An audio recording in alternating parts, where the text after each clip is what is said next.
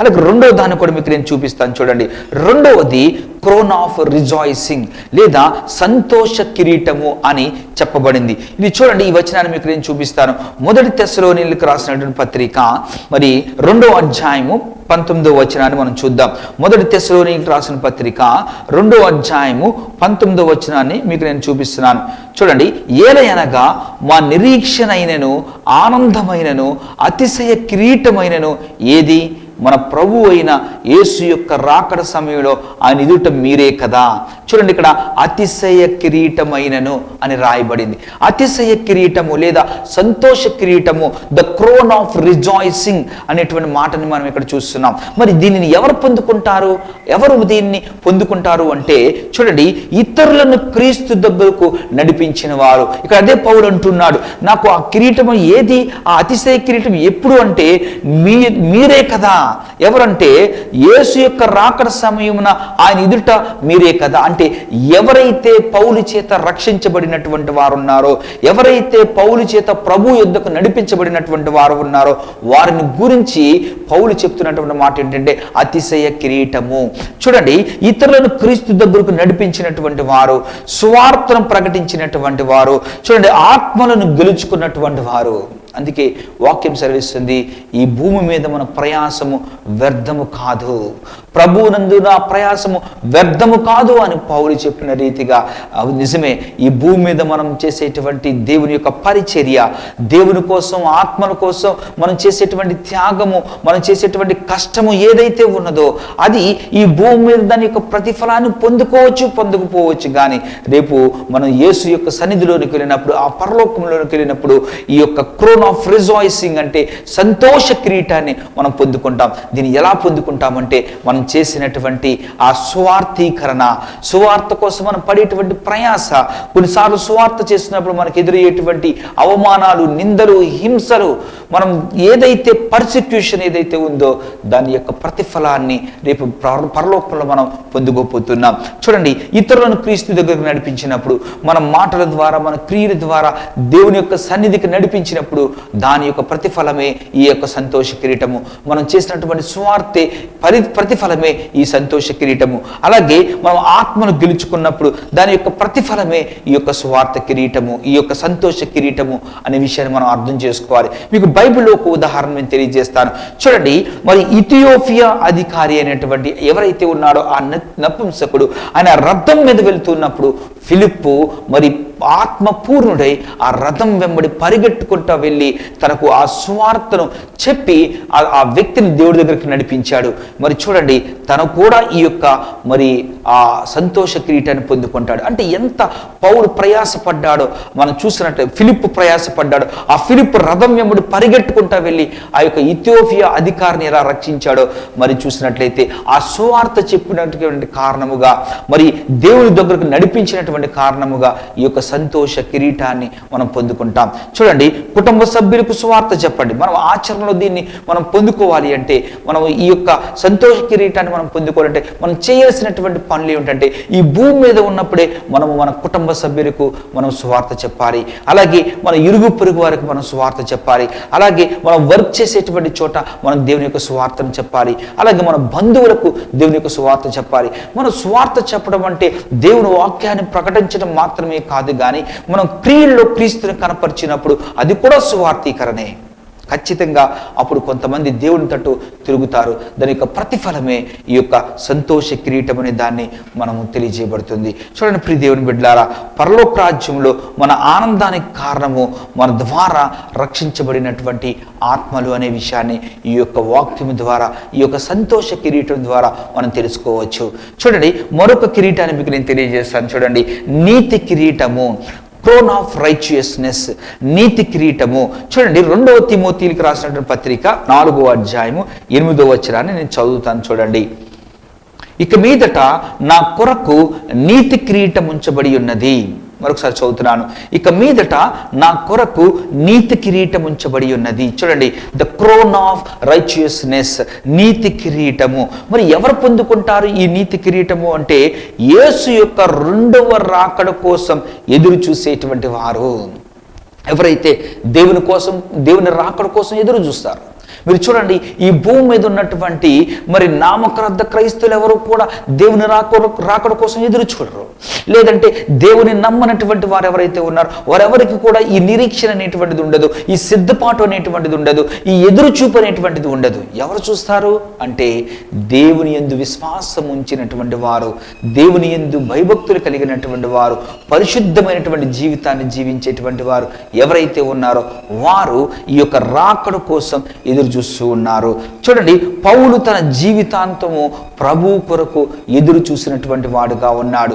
అతడు యేసు ప్రభు వారికి చనిపోయి పునరుద్ధానుడైనటువంటి నెక్స్ట్ మరి చాలా ఎర్లీగానే దేవుని తెలుసుకున్నప్పటికీ ఆయన మరి దేవుని యొక్క రాకడ కోసం ఎదురు చూస్తున్నట్లుగా మనం చూస్తాము. కాబట్టి ఈ కిరీటము ఎవరు పొందుకుంటారు అంటే దేవుని రాకడ కోసం ఎదురు చూసేటువంటి వారు, యేసు ప్రభు యొక్క రెండవ రాకడ కోసం ఎదురు చూసేటువంటి వారు, పరిశుద్ధమైనటువంటి జీవితాన్ని గడిపేటువంటి వారు, ప్రభువును ప్రేమించేటువంటి వారు ఎవరైతే ఉన్నారో వారు ఈ కిరీటాన్ని పొందుకుంటారనే విషయాన్ని మనము వాక్యానుసారంగా అర్థం చేసుకోవాలి. చూడండి, ఇక్కడ మనం చూసినట్టయితే పౌలు యొక్క జీవితమే మనకు ఒక బెస్ట్ ఎగ్జాంపుల్.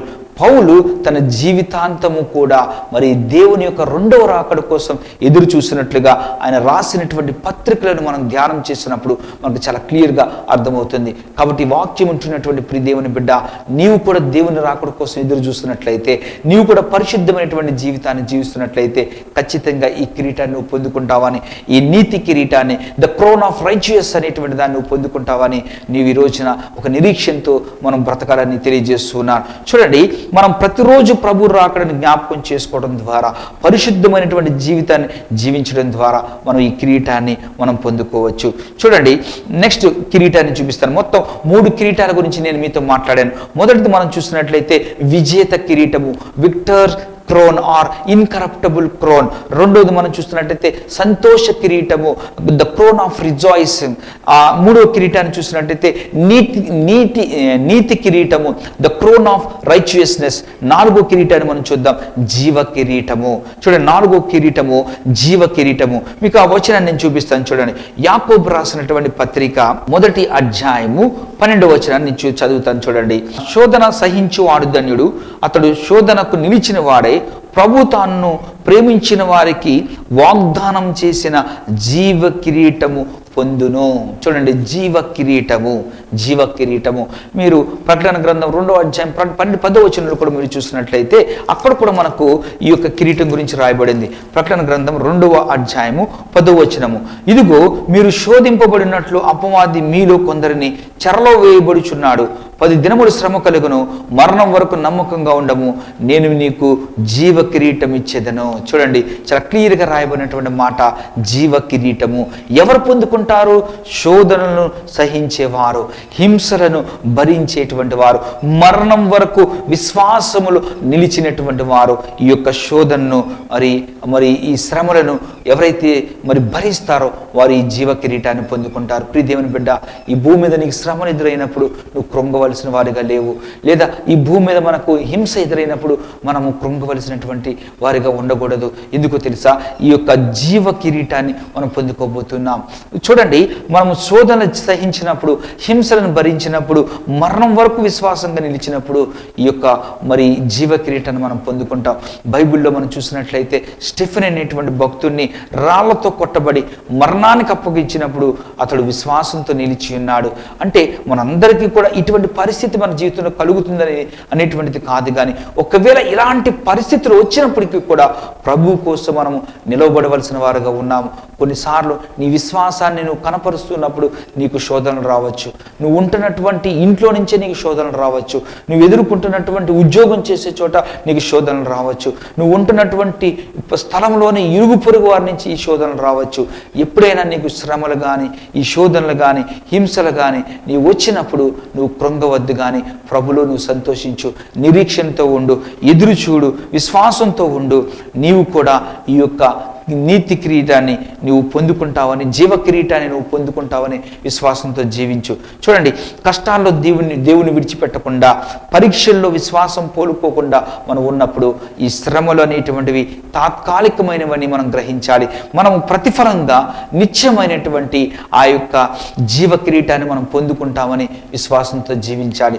ఇది 4వ కిరీటము. మరి చివరి కిరీటాన్ని చూపించి నేను ముందు కొనసాగుతాను. చూడండి, మరి చివరి కిరీటం చూస్తే ద క్రోన్ ఆఫ్ గ్లోరీ అంటే మహిమ కిరీటము.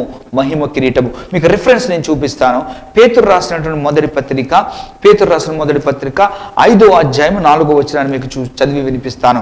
ప్రధాన కాపరి ప్రత్యక్షమైనప్పుడు మీరు వాడబారని మహిమ కిరీటము పొందుదురు.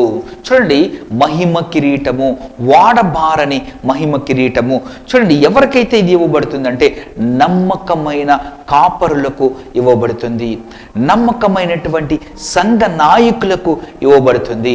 ఎవరైతే ఇతరులను ఆత్మీయంగా నడిపిస్తారో వారికి ఇవ్వబడుతుంది. సంఘములో నమ్మకంగా పరిచర్య చేసేటువంటి వారు ఎవరైతే ఉన్నారో వారికి ఈ కిరీటం అనేటువంటిది అనుగ్రహించబడుతుంది. ఇప్పుడు దేవుని బిడ్డ, దేవుని సేవ చేస్తున్నటువంటి ఒక దైవజనుడిగా ఉన్నావేమో, నీ జీవితంలో ఈ సేవ ద్వారా నువ్వు చాలా నష్టపోయావేమో, లేదంటే చాలా మరి నిందలు అవమానాలు నువ్వు భరిస్తున్నావేమో, నువ్వు చాలా త్యాగపూరితమైనటువంటి జీవితాన్ని జీవిస్తున్నావేమో. ఒకవేళ నువ్వు ఇలా జీవిస్తున్నట్లయితే ఒక నమ్మకమైనటువంటి కాపరిగా, లేదంటే సంఘంలో ఒక నాయకుడిగా, లేదా సంఘంలో పరిచర్య చేసేటువంటి ఒక బిడ్డగా నువ్వు ఉండి ఈ భూమి మీద నువ్వు చేసినటువంటి త్యాగానికి రేపు ప్రతిఫలముగా ఈ వాడబారని మహిమ కిరీటాన్ని నువ్వు పొందుకోబోతున్నావు. ఇక్కడ నేను తెలియజేస్తున్నది కాదు, ఇక్కడ వాక్యం తెలియజేస్తున్నది. ఈ 2వ పేతురు 5వ అధ్యాయం 4వ వచనంలో చెప్పబడిన రీతిగా వాడబారని మహిమ కిరీటాన్ని నువ్వు పొందుకోబోతున్నావు. బికాజ్ ప్రకటన గ్రంథం మీద నేను చదివిన రీతిగా వాని క్రియలు చొప్పున ప్రతివానికి ఇచ్చుటకు జీతం నా యొద్ద ఉన్నది. ఈ పరలోకంలో మనం కేవలం పరలోకంలో ప్రవేశించడం మాత్రమే కాదు, దేవుని యొక్క సన్నిధిలో ఉండటం మాత్రమే కాదు, ఈ భూమి మీద మనం పడినటువంటి ప్రయాసకు, ఈ భూమి మీద మనం జీవించిన జీవితానికి ప్రతిఫలముగా మనం ఈ కిరీటాలను పొందుకోబోతున్నాం. చివరిగా ఈ మహిమ కిరీటాన్ని నమ్మకమైన కాపరులకు, మరి నమ్మకమైన సంఘ నాయకులకు, అలాగే నమ్మకంగా దేవుని పరిచర్య, సంఘంలో దేవుని పరిచర్య చేసినటువంటి బిడ్డలకు, ఈ ముగ్గురు వ్యక్తులు కూడా మరి నమ్మకంగా ఇతరులను ఆత్మీయంగా నడిపించినటువంటి వారికి ప్రతిఫలముగా ఈ యొక్క వాడబారిన మహిమ కిరీటాన్ని పొందుకుంటారు. ఉదాహరణకు, యేసు మంచి కాపరిగా తన ప్రాణాన్ని అర్పించాడు. యేసు ప్రభువారు ఆయన మంచి కాపరిగా ఈ భూమి మీద ఉన్నాడు. అనేక మందికి స్వార్థను ప్రకటించాడు. అనేక మంది కాపరు లేని గొర్రెలుగా ఉన్నప్పుడు వారి మీద జాలిపడి వారికి దేవుని వాక్యాన్ని ప్రకటించి ఆత్మీయంగా నడిపించి ఒక మంచి కాపరిగా ఉండి చివరకు ఆయన మన కొరకు ప్రాణం పెట్టాడు. అలాగే ఆయన మాదిరిగా ఉండి ఈరోజు అనేక మంది దేవుని యొక్క సేవకులు నమ్మకంగా దేవుని పరిచర్య చేస్తూ, మరి సంఘ నాయకులుగా ఉంటూ నమ్మకంగా దేవుని యొక్క పరిచర్య చేస్తూ, సంఘంలో దైవజనులకు సంఘానికి ఒక పరిచారకులుగా ఉంటూ నమ్మకంగా పరిచర్య చేస్తున్నటువంటి వాళ్ళకు ఈ వాడబారని మహిమ కిరీటాన్ని పొందుకుంటారని వాక్యం ద్వారా మనం తెలుసుకోవచ్చు. చూడండి, సేవకులకు దేవుడు ప్రత్యేకమైన మహిమ కిరీటాన్ని ఇస్తాడు. ఈ భూమి మీద దేవుని యొక్క పరిచర్య చేసినటువంటి వారికి ఈ ప్రత్యేకమైనటువంటి ఈ వాడబారని మహిమ కిరీటాన్ని పొందుకుంటారని లేఖనాల ద్వారా మనం తెలుసుకుంటున్నాం. చూడండి, మనము మరొకసారి నేను రీక్యాప్ చేస్తాను. 5 రకాలైనటువంటి మరి కిరీటాన్ని మనం చూస్తున్నాం. మొట్టమొదటిది మనం చూసినట్లయితే విజేత కిరీటము, the crown of victor or incorruptible crown. రెండవది మనం చూసినట్లయితే క్రోన్ ఆఫ్ రిజాయిసింగ్, సంతోష కిరీటము. అలాగే మూడవది చూసినట్లయితే నీతి కిరీటము, ద క్రోన్ ఆఫ్ రైచియస్నెస్. అలాగే నాలుగో కిరీటం చూసినట్లయితే క్రోన్ ఆఫ్ లైఫ్, జీవ కిరీటము. అలాగే చివరిగా వాడబారని మహిమ కిరీటము, ద క్రోన్ ఆఫ్ గ్లోరీ. ఈ 5 కిరీటముల గురించి బైబిల్ మనకు తెలియజేస్తున్నది. అయితే కొన్ని ప్రాముఖ్యమైనటువంటి సత్యాలు మీతో నేను పంచుకోవాలని ఇష్టపడుతున్నాను. మొదటిది మనం చూసినట్లయితే మంచి క్రియలు మరి రక్షణ సంపాదించవు అని మనము బైబిల్ లేఖనాల ద్వారా మనం తెలుసుకోవచ్చు. ఎఫెసీయులకు రాసిన పత్రిక 2:8-10 మనం చూసినట్లయితే రక్షణ కృపచేత ఉచితంగా లభించబడుతుంది. రక్షణ ఏదైతే ఉంది అది కృపచేత దేవుని యందు విశ్వాసం ఉంచడం వల్ల మనం రక్షించబడతాము, కానీ మనం చేసేటువంటి క్రియల వల్ల మనం రక్షించబడమని ఇక్కడ లేఖనాలు చాలా స్పష్టంగా తెలియజేస్తున్నాయి. కానీ రక్షించబడినటువంటి వారి జీవితంలో మంచి క్రియలు కనపడాలి. ఇక్కడ చూడండి, చాలా మనము అర్థం చేసుకోవాల్సినటువంటి విషయం.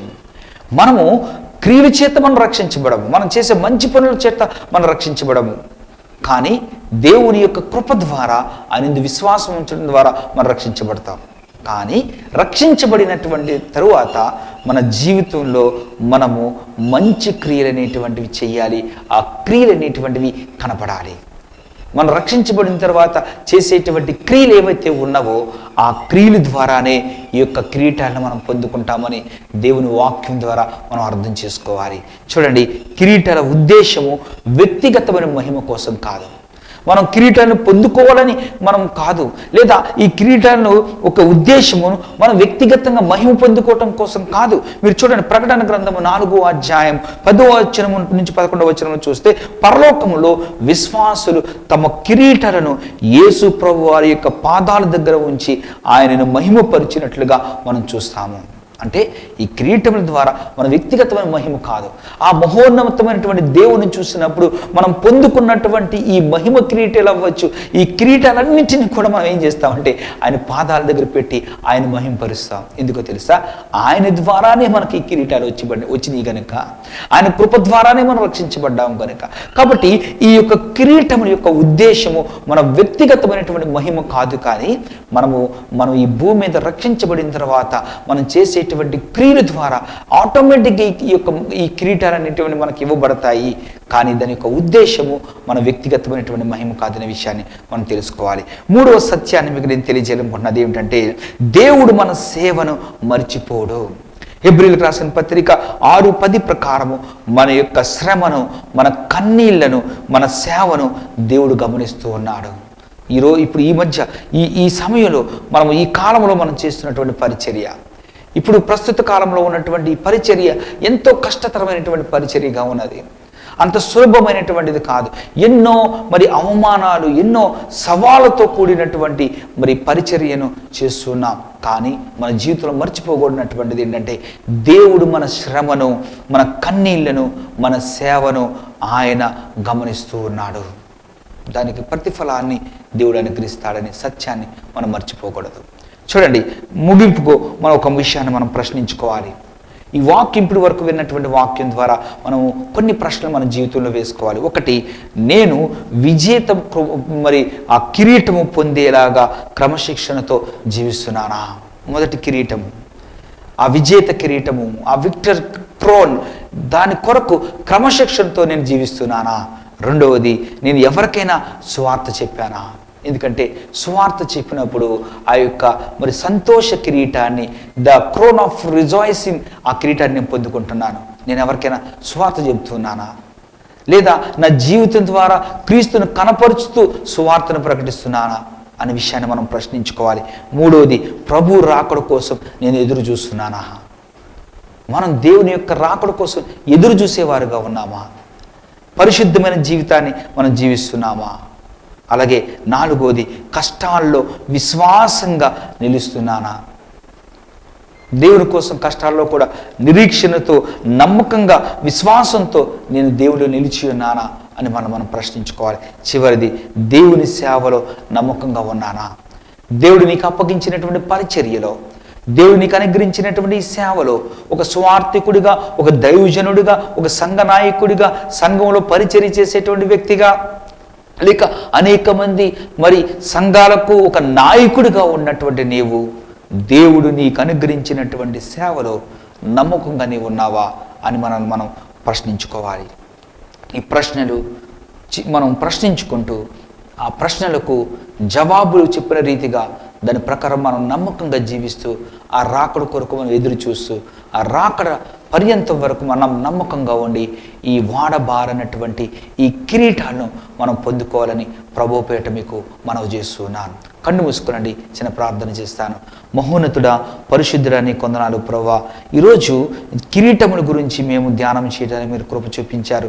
నిజమే ప్రభువా, ఈ 5 కిరీటాలు ప్రభువా మేము తండ్రి ఎవరు పొందుకుంటారు, ఎలా పొందుకుంటారో అనే విషయాన్ని మీకు తెలియజేశారు. అవి పొందుకోవాలంటే ఈ భూమి మీద మేము ఎలా జీవించాలో మాకు తెలియజేశారు ప్రభువా. పరలోకం అనేటువంటిది ఒక వాస్తవమైనటువంటిదని, ఆ పరలోకం అనేటువంటిది విలువైనటువంటిదని, ఆ పరలోకంలో మాకు స్థలాలను సిద్ధపరుస్తున్నావని, అలాగే ఆ పరలోకంలో నీవు మాతో ఉంటావని, నీవు ఉంటావని మేము నమ్ముచూ ఉన్నాం. అలాగే ప్రభువా, ఆ పరలోకంలో రేపు ఈ యొక్క కిరీటాన్ని మేము పొందుకోబోతున్నాం అని మేము విశ్వసిస్తున్నాం ప్రభువా. ఎందుకంటే నీ లేఖనాలు తెలియజేసిన రీతిగా ఇదిగో ప్రభు త్వరగా వచ్చుచున్నాడు, వాని క్రియలు చెప్పున ప్రతి వానికి ఇచ్చుటకు జీతము నా యొద్ద ఉన్నదని మీరు తెలియజేసినటువంటి రీతిగా ప్రభువా, ఈ యొక్క కిరీటాలను పొందుకోవడానికి అర్హులుగా మేము బ్రతకటానికి సహాయం చేయమని, కేవలం ఈ కిరీటాలు మేము వ్యక్తిగతమైనటువంటి మరి ఆ యొక్క మహిమ కొరకో అతిశయం కొరకు కాదు కానీ ప్రభువా, ఇదిగో మేము చేసేటువంటి పనుల ద్వారా నీవు మాకు అనుగ్రహించేటువంటి బహుమానాలని మేము గుర్తెరిగి ప్రభువా, నీ రాకడ కొరకు ఎదురు చూస్తూ నమ్మకంగా, పరిశుద్ధంగా, నిరీక్షణతో, విశ్వాసంలో జీవిస్తూ ముందుకు సాగటానికి సహాయం చేయమని, విత్తబడిన వాక్యం అందరిలో ఫలింప చేయమని యేసు పరిశుద్ధమైన నామంలో అడిగి వేడుకొనిచున్నాము తండ్రి, ఆమేన్. నాకు తోడైయుండునా ప్రభువా, నీ కృపలేనిదే బ్రతుకలేనయ్యా. నా వేదనలో, నా బాధలో, నీ కృంగిన వేళలో నా తోడై ఉన్నావు. నా వేదనలో, నా బాధలో, నీ కృంగిన వేళలో నా తోడై ఉన్నావు.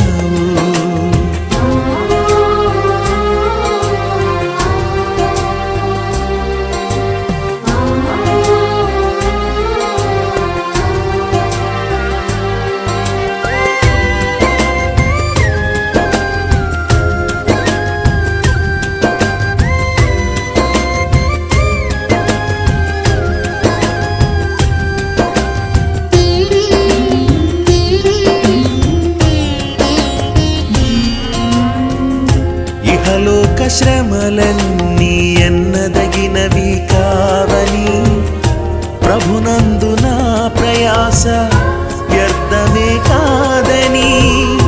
ఇహలోక శ్రమలన్నీ ఎన్నదగినవి కావని, ప్రభునందు నా ప్రయాస వ్యర్థమే కాదని.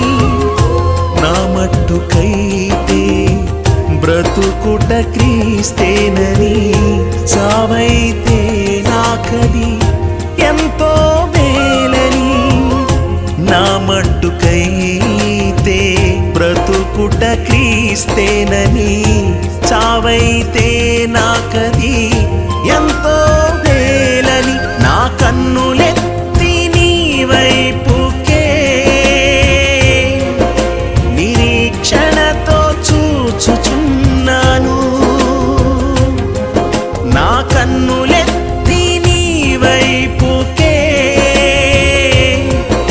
నిరీక్షణతో చూచుచున్నాను. నీ అందేనే బ్రతుకుచున్నాను.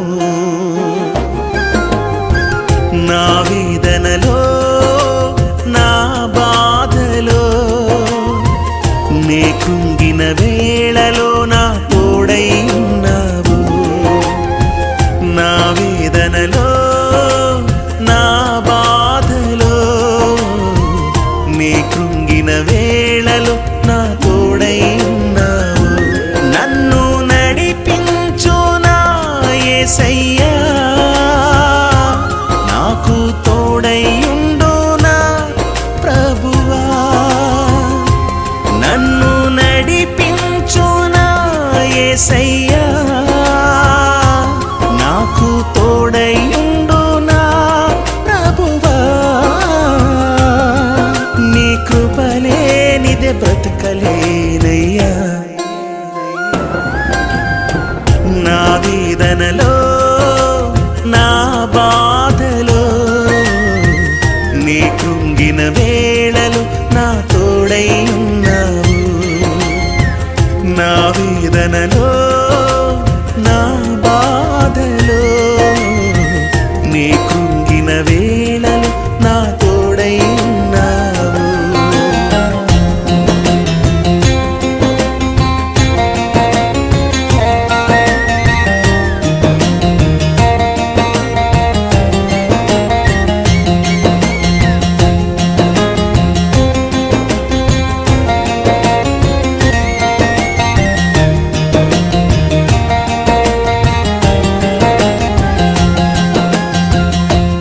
తండ్రి తన కుమారుని చేయి పట్టి నడిపించినట్లుగా జగత్తు పునాది వేయబడక మునిపే తన ప్రేమ చేత మనలను ఏర్పరచుకునిన యేసయ్య అనాథలనుగా విడిచిపెట్టక మనకు తోడుగా ఉన్నాడనే విశ్వాసముతో ఈ ఆత్మీయ పోరాటంలో ముందుకు కొనసాగుదాం. చావైతే నాకది ఎంతో మేలని, నా మట్టుకైతే బ్రతుకుట క్రీస్తేనని. చావైతే నాకది ఎంతో మేలని, నా కన్నులెత్తి నీ వైపుకే నిరీక్షణతో చూచుచున్నాను. నా కన్నులెత్తి నీ వైపుకే నిరీక్షణతో చూచుచున్నాను. నీ అందేనే బ్రతుకుచున్నాను. నా వేదనలో నా బాధలో నే కృంగిన వేళలో నా తోడై ఉన్నావు. నా వేదనలో నా బాధలో నీ కృంగిన వేళలో నా తోడై ఉన్నావు. నన్ను నడిపించు నా యేసయ్యా, నాకు తోడై ఉండు నా ప్రభువా. నన్ను నడిపించు నా యేసయ్యా, నాకు తోడై ఉండు నా ప్రభువా. నీ కృపలేనిదే బ్రతకలేనయ్యా. నా వేదనలో నా బాధలో నీ కృంగిన వేళలు నా తోడై ఉన్నావు. నా వేదన